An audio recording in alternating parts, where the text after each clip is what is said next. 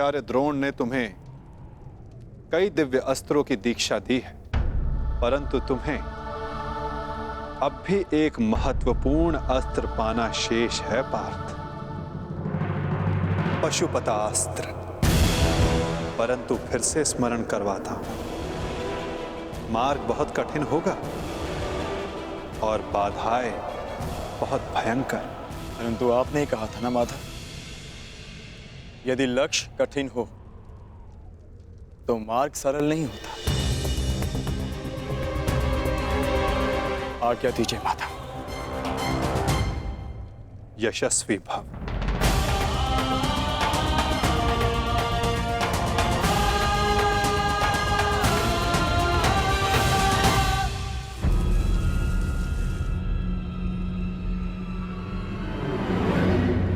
क्या हुआ माधव? अब वहां देखकर मुस्कुराए क्यों? क्या था वहां? गुप्तचर जो गुप्त नहीं रह पाया। सुना क्या कहा गुप्तचर ने? अर्जुन पशुपतास्त्र लेने कैलाश पर्वत जा रहा है और मेरा ये महान पुत्र यहाँ चैन से बैठकर बंसी बजा रहा है। मैं अंधा हूं, फिर भी तुम्हारा भविष्य देख सकता हूं। अंधकार में जा रहा है तुम्हारा भविष्य।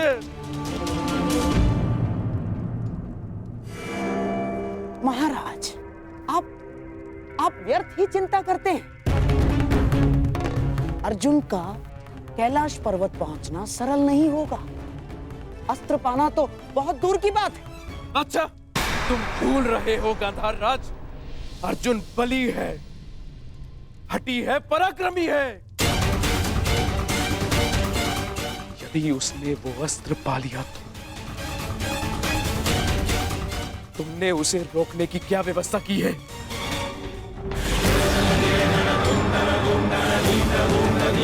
महाराज, आप क्या समझते हैं? इतने दिनों से महर्षि दुर्वासा का सत्कार हम यूं ही कर रहे हैं। महर्षि दुर्वासा के वरदान में बल है तो श्राप महाबलशाली है। उस अर्जुन ने अपनी यात्रा प्रारंभ तो कर दी है, परंतु दुर्वासा के श्राप के अग्नि से अर्जुन समेत सभी पांडव जलकर भस्म हो जाएंगे।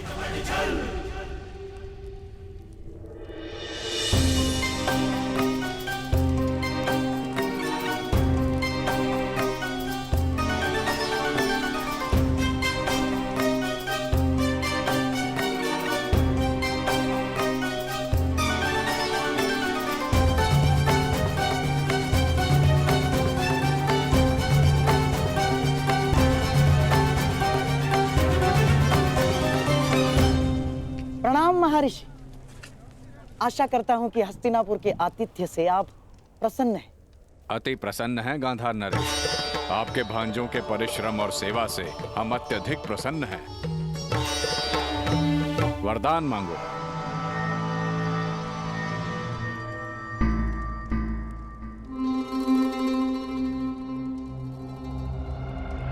क्या हुआ गांधार नरेश? आपकी आंखों में अश्रु क्यों हैं? क्या करे महर्षि, पांडवों का स्मरण हो आया मुझे।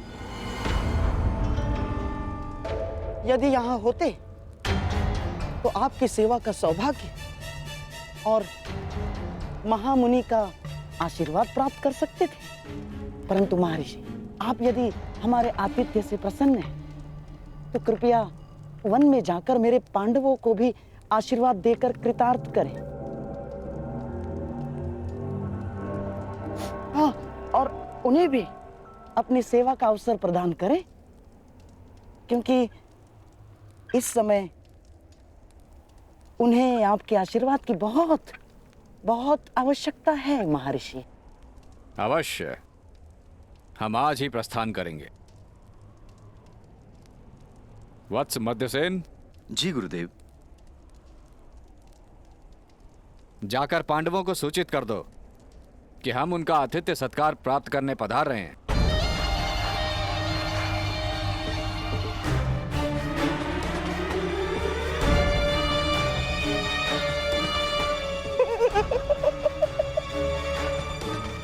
भूखे ब्राह्मण के श्राप से अधिक विध्वंसक कुछ नहीं होगा दुर्योधन। और विशेषकर तब जब ब्राह्मण दुर्वासा जैसा हो, जिनका क्रोश और श्राप दोनों उनके वश में नहीं होते। बेचारा अर्जुन पशुपतास्त्र पाने से पहले दुर्वासा मुनि का शापास्त्र पा लेगा और उसमें भस्म हो जाएगा। अब तुम ही बताओ दुर्योधन, पांडव 10,000 शिष्यों के साथ दुर्वासा को भोजन कैसे कराएंगे?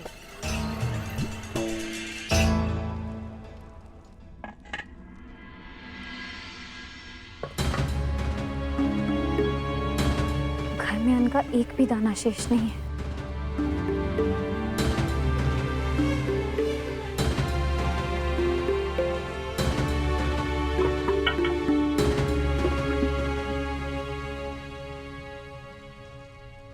प्रणाम।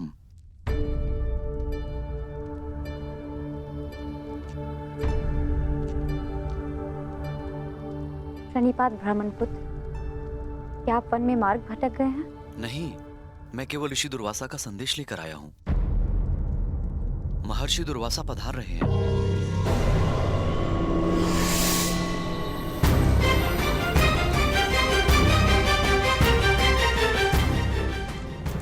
निवेदन है कि उनके और उनके 10,000 शिष्यों के सत्कार की व्यवस्था करें।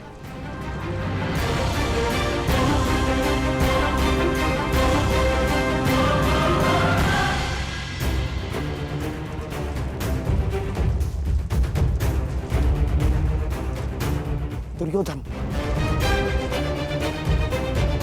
जो काम लाक्षागृह नहीं कर पाया, वो काम दुर्वासा का श्राप अवश्य करेगा।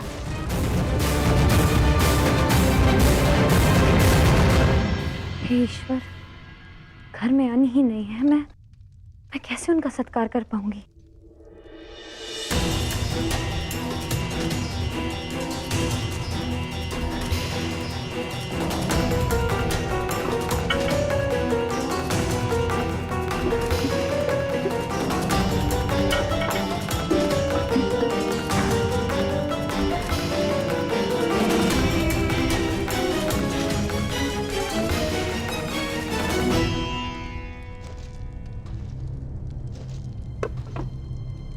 लगता है महर्षि दुर्वासा पधार गए हैं। हे गोविंद, अब बस आप ही का सहारा है। रक्षा कीजिए गोविंद, सहायता कीजिए।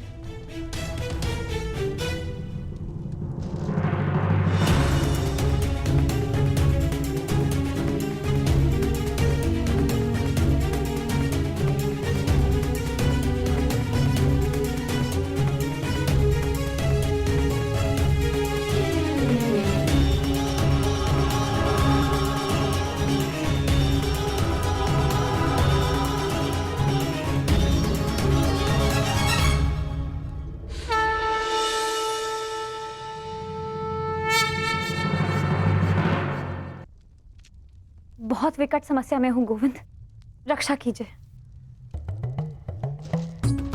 सखी, भूखे पेट मुझे कुछ नहीं सूझता। पहले मेरी शुद्धा पूर्ति की व्यवस्था करो, उसके पश्चात ही मैं तुम्हारी समस्या का समाधान कर पाऊंगा। परंतु सखा। सखी, मुझे भूख लगी है।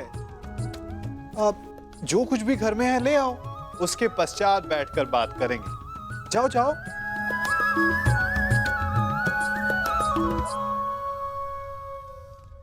सखी, ऐसे क्या देख रही हो?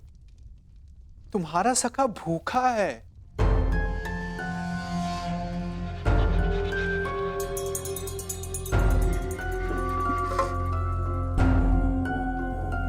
आपने तो समस्या और बढ़ा दी है सखा। घर में अन्न का एक भी दाना नहीं है। असत,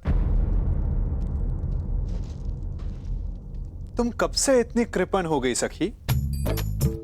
अपने सखा से भोजन छिपा रही हो? हटो, मैं खुद ही देख लेता हूं।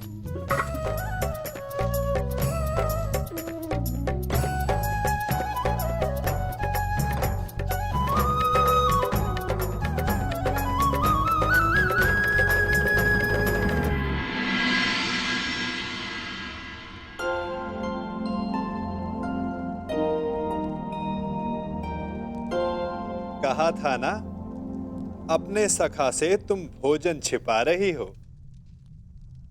नारायणं नमस्कृत्य नरं चैव नरोत्तमं देवीं सरस्वतीं व्यासं ततो जयमुदीरयेत्। नारायणं नमस्कृत्य नरं चैव नरोत्तमं देवीं सरस्वतीं व्यासं ततो जयमुदीरयेत्।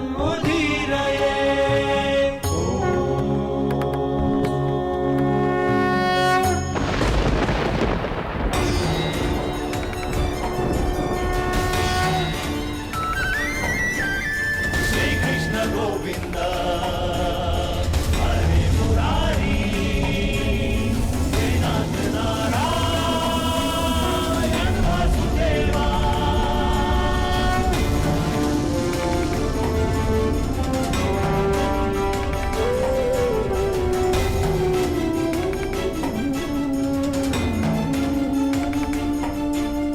श्री कृष्ण गोविंद हरे मुरारी हे नाथ नारायण वासुदेवा।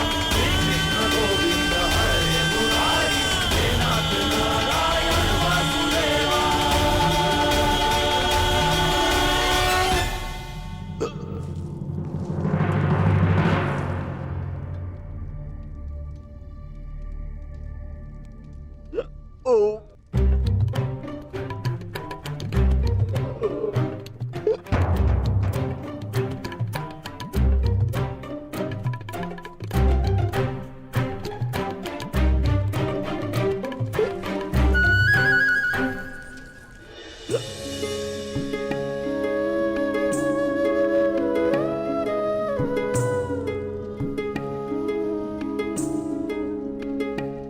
आनंद आ गया सखी, अब जाकर मेरी भूख शांत हुई।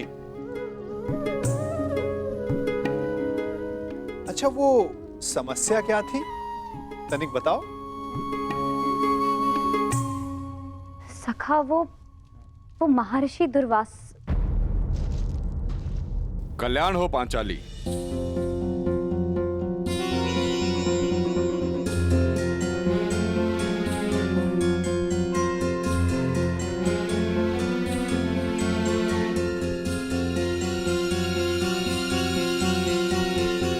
प्रणिपात महर्षि। अखंड सौभाग्यवती भव।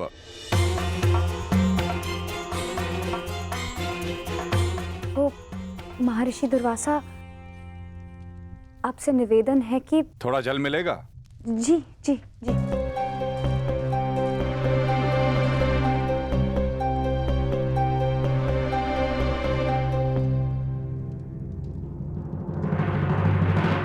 महर्षि, वो आपके शिष्य ने संदेश दिया था कि वो भोजन। क्षमा चाहता हूं यज्ञसेनी, अब हम भोजन नहीं कर पाएंगे। हमारा पेट भर चुका है। कष्ट के लिए क्षमा चाहता हूं।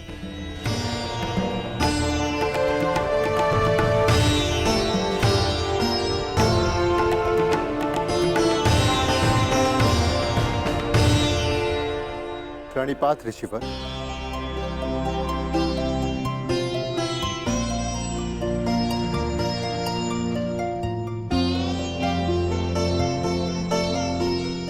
प्रणिपात महर्षि, आपका अचानक यहाँ आगमन?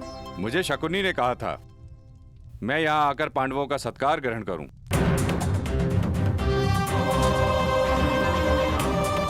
किसी भी साधु को किसी का भोजन और निमंत्रण बिना सोचे समझे स्वीकार नहीं करना चाहिए महर्षि।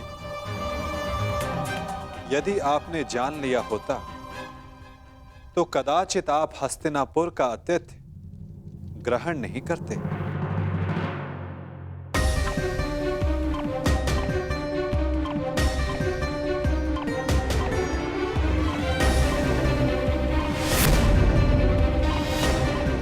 जीतने वाला दूसरे के राज्य पर 13 वर्ष का अधिकारी हो और हारने वाले को 12 वर्ष का वनवास और 1 वर्ष के अज्ञातवास पर जाना होगा।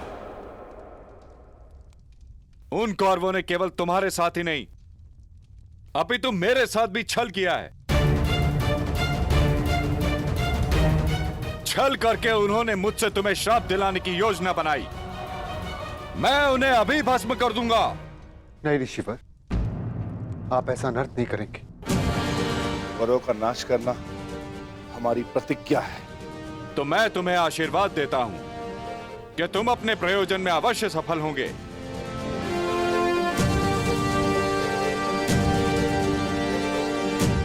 और यदि उन मूर्ख कौरवों ने तुमसे युद्ध किया तो उनका समूल विनाश हो जाएगा।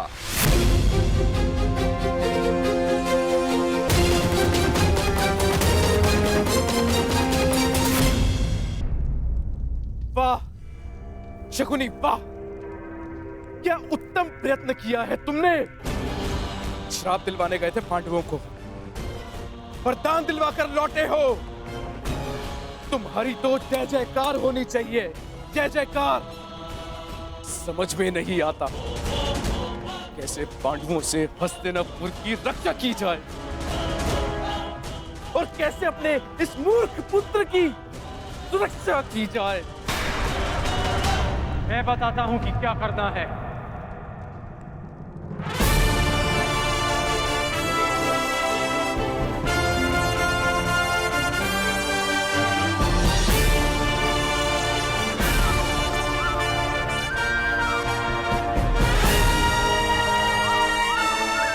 वही करना है जो गांधार राज युवराज को कभी नहीं करने देना चाहते हैं।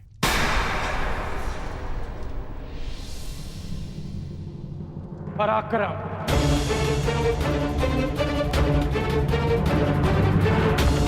यदि अर्जुन अपनी शक्ति बढ़ा रहा है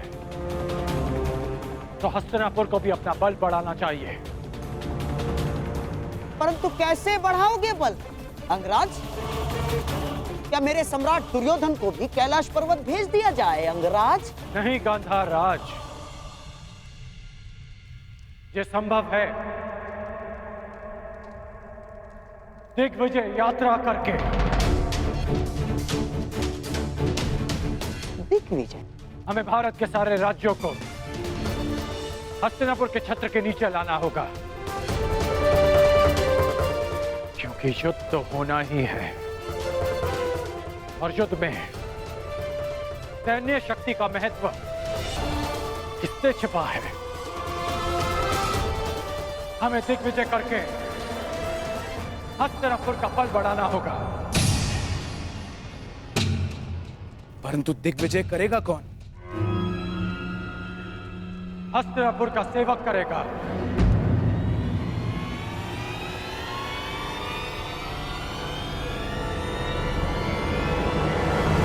मैं करूंगा दिग्विजय यात्रा। यदि अर्जुन तपस्या से शक्ति प्राप्त करेगा तो मैं अपने पराक्रम से हस्तिनापुर का बल बढ़ाऊंगा।